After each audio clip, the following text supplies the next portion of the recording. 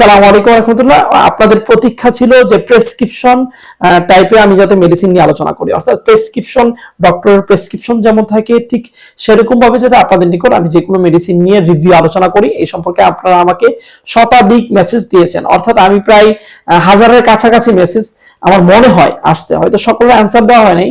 তো আমি 100 জনকে এরকম বলছি যে হ্যাঁ অবশ্যই প্রেসক্রিপশন রিভিউ নিয়ে আলোচনা করব। জি, আমার এখন থেকে আমাদের প্রতিটা আলোচনায় থাকবে প্রেসক্রিপশন রিলেটেড, অর্থাৎ যে কোনো মেডিসিন যে কোনো রোগের একটা প্রেসক্রিপশন অবস্থায় গ্রহণ করলে যাতে প্রাথমিকভাবে আমরা রোগটা থেকে সম্পূর্ণরূপে নিরাময় পেতে পারি, এই প্রতীক্ষা নিয়ে, এই উদ্দেশ্য নিয়ে আমরা কিন্তু অগ্রসর ভূমিকা রাখতেছি। এবং ইনশাআল্লাহ আজকের এই ভিডিওটা আমাদের জন্য একটা মাইল ফলক হয়ে দাঁড়াবে এবং আমরা ইনশাআল্লাহ একটা খুব ভালো একটা ভাবে আপনাদেরকে উপকৃত করতে পারবো ইনশাআল্লাহ। তো আজকের বিষয়টা শিশুদেরকে নিয়ে। 6 মাসের উপরে শিশুদের ক্ষেত্রে, 6 মাস থেকে 5 বছরের শিশুদের জন্য ঠান্ডা, কাশি এবং জ্বরের সমস্যা আক্রান্ত হলে প্রাথমিক অবস্থায় কোন মেডিসিনগুলো সবচেয়ে বেশি গ্রহণযোগ্য ভূমিকা রাখবে এবং আপনার শিশুকে অনেক বেশি সুস্থ রাখবে ইনশাআল্লাহ।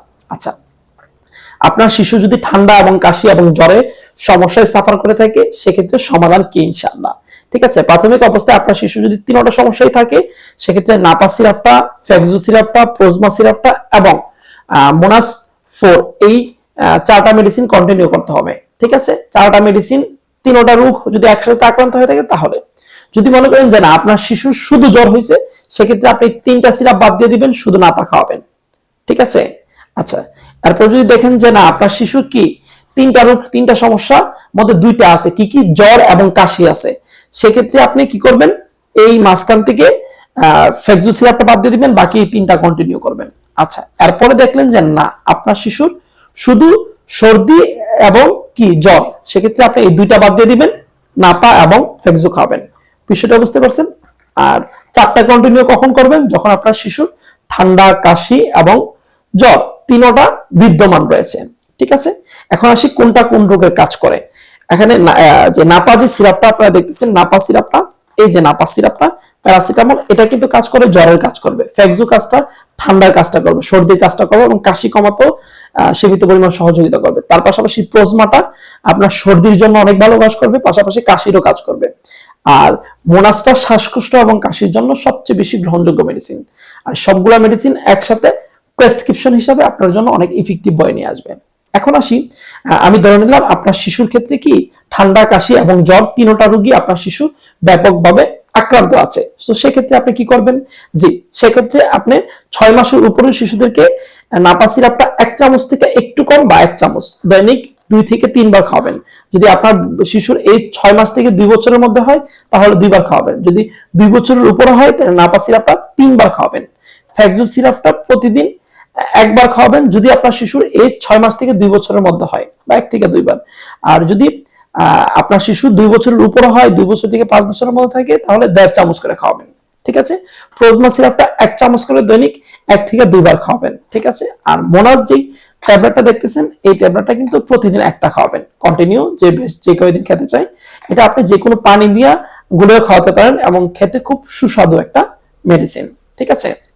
আচ্ছা, আর এই মেডিসিনগুলা আপনার শিশুকে খাওয়াবেন প্রাথমিক অবস্থায় 7 দিন খাওয়াবেন, 7 দিনের জন্য দেওয়া হয়েছে। যদি 2 থেকে 3 দিনের মধ্যে দেখেন যে জ্বর কমতেছেই না, আগের অবস্থায় আছে, সেক্ষেত্রে আপনি কিন্তু মেডিসিনগুলোর উপর সম্পূর্ণ ডিপেন্ড না হয়ে আপনি দ্রুত ডক্টর শরণাপন্ন হবেন এবং ডক্টর আপনাকে যে পরামর্শ মোতাবেক মেডিসিন ফাইন্ড আউট করে অ্যান্টিবায়োটিক দিবে বা যে ধরনের মেডিসিন দিবে, ওই মেডিসিনগুলো কিন্তু কন্টিনিউ করবেন।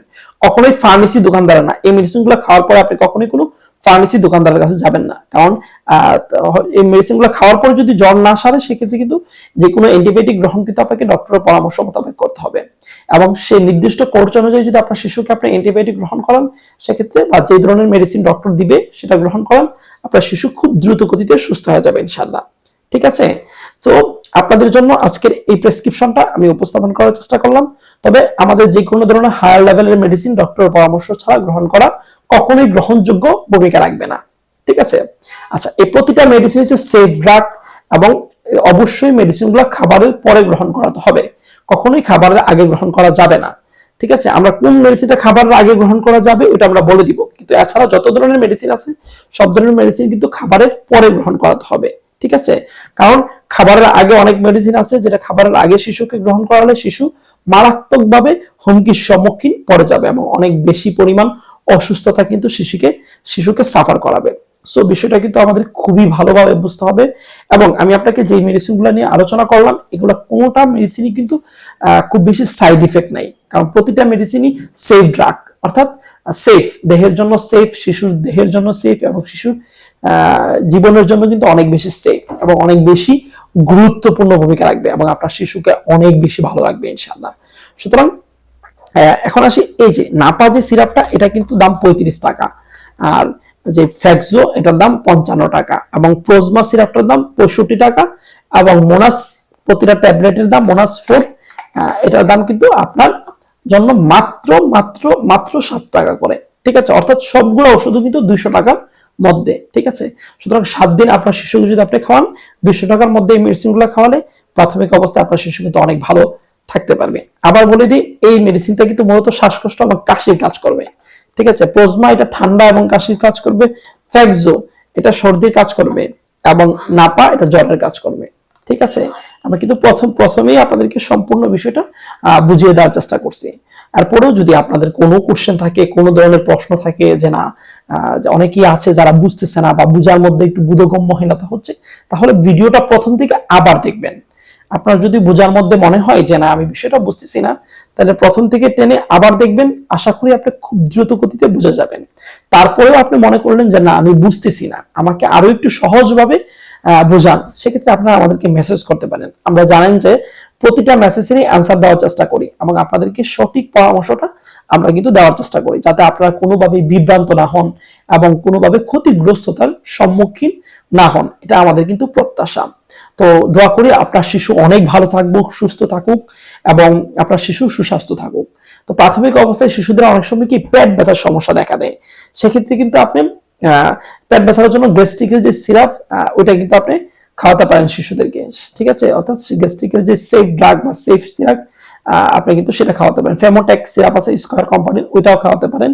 নন হেলথ সিরাপটা হামদাতের খুব ভালো কাজ করে গ্যাস্ট্রিকের সমস্যার সমাধানে, ওইটাও কিন্তু আপনার শিশুকে আপনি খাওয়াতে পারেন। এবং আপনার শিশুর জন্য অবশ্যই মেডিসিনগুলো অনেক সেফ ড্রাগ এবং খুব কেয়ারফুলি আপনার শিশুকে আপনি সেবন করাতে পারেন এবং আশা করি আপনার শিশু অনেক বেশি উপকৃত হবে ইনশাআল্লাহ।